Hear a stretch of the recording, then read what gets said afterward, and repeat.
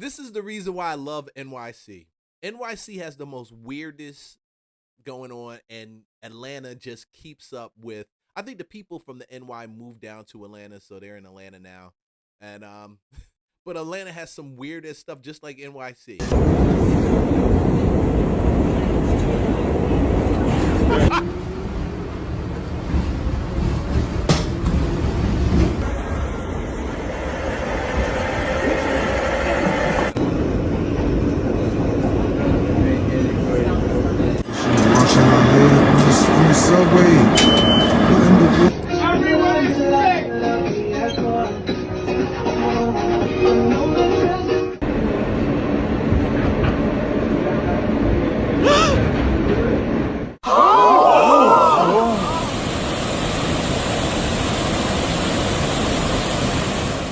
New York City Mayor Zohran Mamdani delivering a key campaign promise. Last night, a New York City panel voted to freeze rents for roughly 1 million rent-stabilized apartments on 1- and 2-year leases. That freeze applies to leases that begin on or after, I should say, October 1st. Some rent-stabilized landlords had objectives, citing the rising cost of insurance, utilities, and other expenses. In a statement, the mayor's office saying this is the relief that working people across our city deserve. And of course, this has been part of a long-running debate about what it's going to mean for real estate development in the city. That's the other sort of side of the coin. Oh my God, I just found out that my kid's bedroom closet is connected to the train station. I can't believe this. I've been seeing rats flying out of here like nobody's business. Only in it. See, this is why I say only in New York. When I see all of those videos about rats in the train station, I said, damn, they look just like the ones that be in my crib. Now I know why. Oh, shit. Oh, this the whole. Oh. I woke up and Man, those and the rats are a size of cats. If you're from NY, please leave a comment. Tell me if I'm lying or not. There are cats that can beat the rats in NYC. I was sitting in the South Bronx visiting some relatives, and I'm looking out the window, and it got dark. And when it started getting dark, I saw this rat appear. And the only reason I knew it was a rat because it had this long tail. But when it first started sticking his head out, I thought it was a cat. I legit thought that thing was a cat. Those things will beat dogs. They destroy possums. I think you probably get 5 or 6 of them. They'll probably eat a deer if you can find a deer. They probably got them. Master Splinter. that my rent will not increase for the next 2 years. And I will tell you with 100% certainty that no amount of therapy, no amount of journaling, no amount of manifestation, no amount of breath work would have regulated my system like learning that at least my rent will be frozen for the next 2 years. And this is your reminder that your politicians, your government owe you a regulated nervous system. Let me give you a radical idea. Stop healing.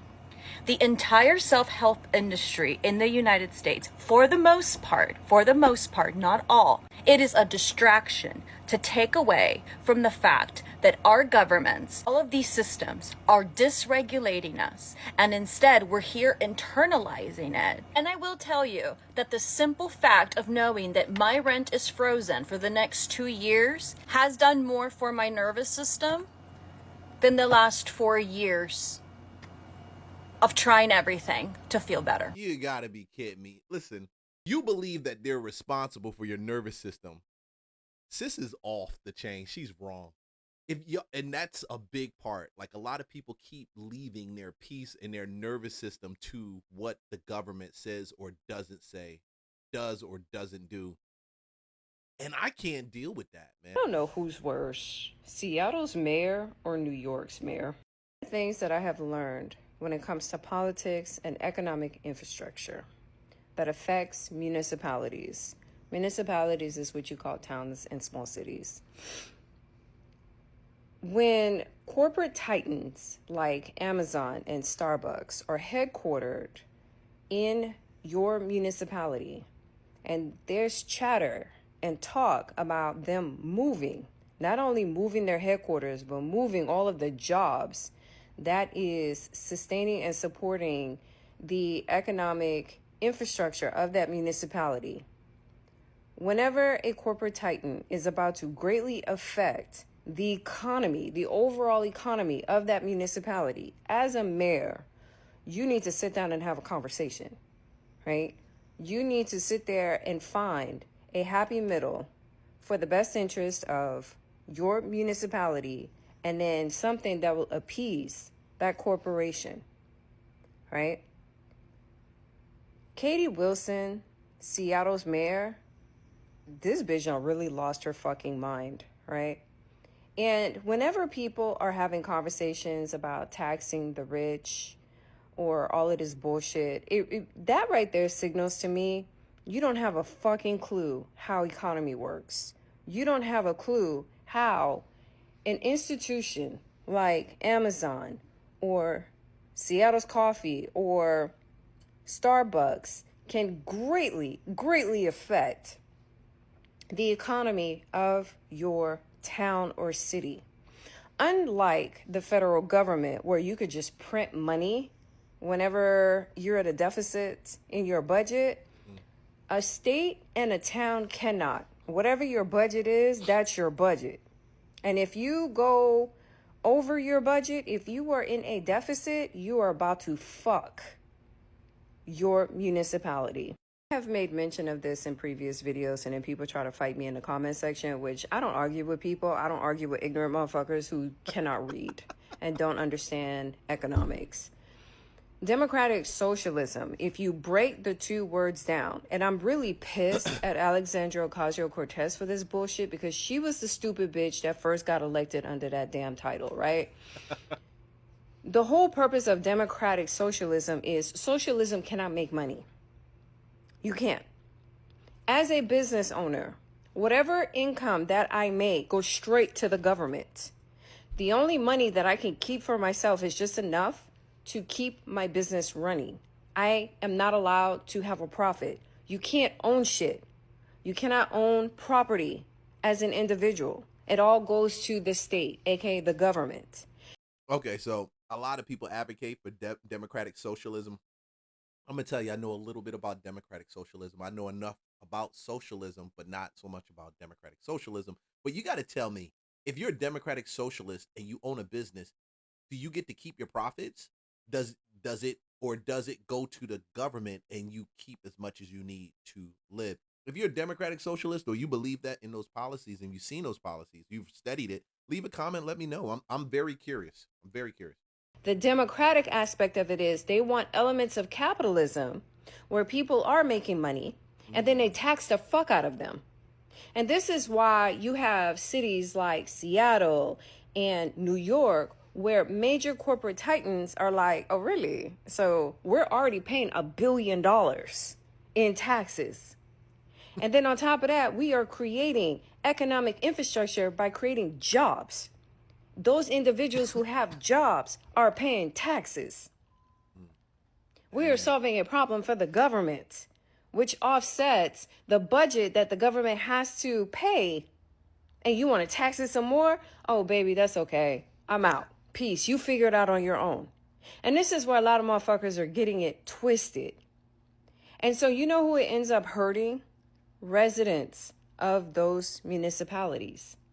But y'all are so caught up in your egos that you cannot see past your nose, that you don't even realize that individuals like Zohran Mamdani and Katie Wilson, they're causing way more harm than good. But y'all vote with your feet. You're too caught up in your emotions instead of looking at the situation with a pragmatic and logical lens. How are they driving on that tire? That doesn't make any sense. How is that even possible?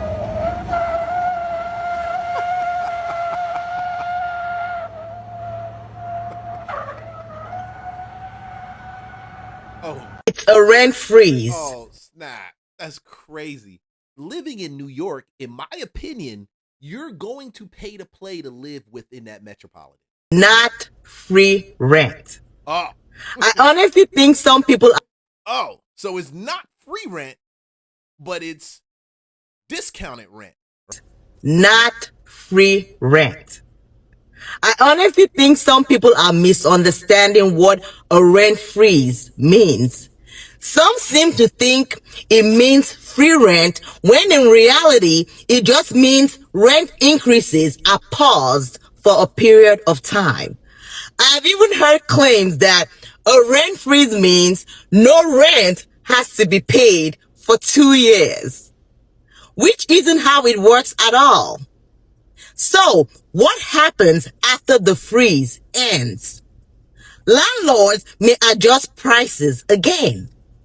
There could be larger rent increases later to make up for the pause. Landlords may also price in the risk of future rent freezes. So yes, rent may be frozen temporarily, but the real question is what the long-term impact on rent prices could be once it ends. Just to remind. See, and I looked at that also. So it has nothing to do with not paying rent. So some people are on the net, and you guys are talking about there's no rent in New York. Listen, this has nothing to do with you not paying rent. Everybody gets the rents raised every year. That's the truth. I've been a landlord before, and I've had to raise the rent. And you raise it based on how much your taxes go up, your cost of actually operating. But with these increased taxes that we're seeing, because we just came out of a period where we just had nothing but appreciation in real estate market, right? We're going to see increased property taxes. I'm sympathetic for the landlord and I'm sympathetic for the tenant because I believe both of them, there are reasons why they're going through those situations, and it doesn't necessarily mean that the landlord is bad or he's a slumlord. It doesn't mean that the tenant is bad and the tenant is not responsible for the stuff. A lot of times, it's the economy. It's the value that we gave to the property that they're living in or the asset that the landlord owns, right? That landlords aren't immune from having to get jobs in the case of unexpected bills. So if a rent freeze is affecting a landlord of some kind, well, they can do what the rest of us do, which is do side hustles, get a regular job, get another regular job. Same as all the rest of us. There's no entitlement necessary for people that own property to be immune from ever having to work a regular job. So any landlord out there that's upset about a rent freeze and the associated money not coming in, go get a regular job like the rest of us do. Half the country is illiterate. Half the country is illiterate. Half the country. Go get a regular job. You tell that to a real estate investor, they're like, a regular job? What you mean? I got in this thing to play the real estate game, right? Is illiterate. Half the country is illiterate. Half the country is illiterate. Half the country is illiterate, and I find myself struggling when I tend to forget for 1 second in my day that half the goddamn country is illiterate. The fact that y'all hear rent stabilization and rent freeze and y'all think that people are not paying rent has to be the most comical thing in the world. The fact that they somehow convinced the everyday worker, the working man, the person who's pulling himself up out of bootstraps when he doesn't even have boots on, that he has to side with the billionaires. It's absolutely. I don't get homeboy's point. It's not having boots on. I don't get it. Absolutely comical. And these people are illiterate, not even in the simple way of not being able to read, but in the way of not understanding the political climate, not understanding economics, not understanding the policies that govern their everyday life. Every time I hear these people speak, I then realize why we have a baboon in the White House. They're charging you $3,000 for a 1-bedroom apartment, and you're saying if they freeze their rent, it will mess up the economy. Are you guys good?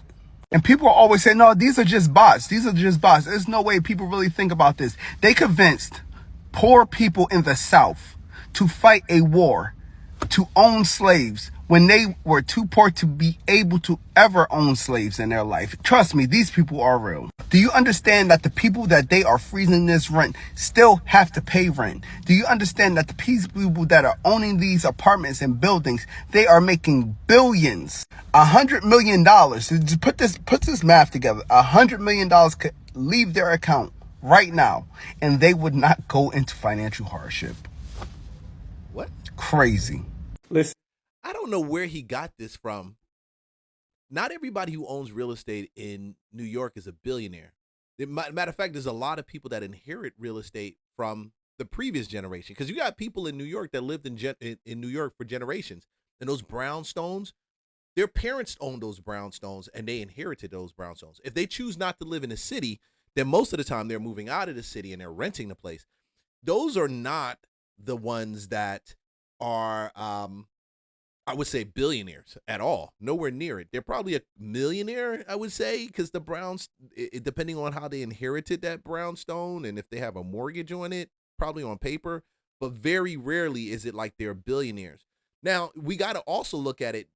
There's not rent freeze for everybody. There's only for some people who already have a special type of rent that they're paying. They're already paying low rent already. You've got property taxes. You've got cost of supplies that are going up. You've got rent. You've got insurance that's going up. Insurance companies have left places like Texas, California, Florida. They left Georgia too. I lost mine. I had to find some new ones.